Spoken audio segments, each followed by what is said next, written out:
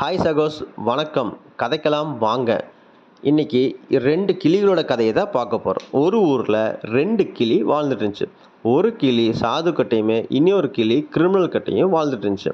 சாது காலையில் எந்திரிச்ச உடனே ராம் ராம் இந்த உலகத்தை காப்பாற்று அப்படின்னு சொல்லி தான் அந்த நாளை ஸ்டார்ட் பண்ணுவோம். அப்படி நாள் பட இந்த கிளியும் அந்த வார்த்தைகளை கேட்டு கேட்டு பழகிருச்சு.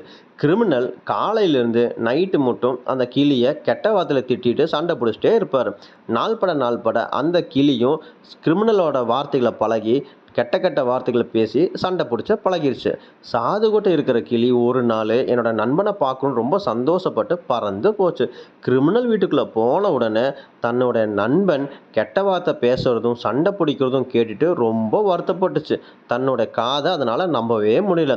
தன்னோட நண்பன்கிட்ட போயிட்டு நீ தப்பான இடத்துல இருக்கிறேன்னு அறிவுரை கொடுத்து தன்னுடைய நண்பனை சாது வீட்டுக்கு அமுச்சுட்ருச்சு.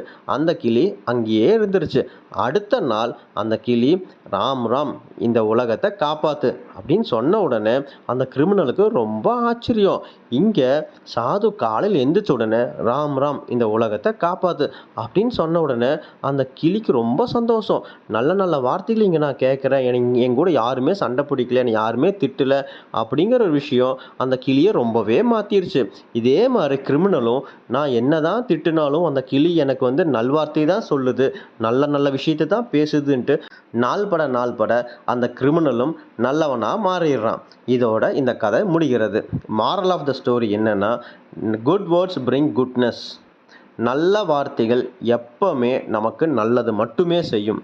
இந்த கதை மூலிமா நம்ம கற்றுக்க வேண்டிய விஷயம் என்ன அப்படின்னா, எவ்வளோ பெரிய கஷ்டங்கள் வந்தாலும் நம்ம நல்வார்த்தைகள் தான் பேசணும், நல் எண்ணங்களை தான் நினைக்கணும், நல்ல செயல் தான் செய்யணும்.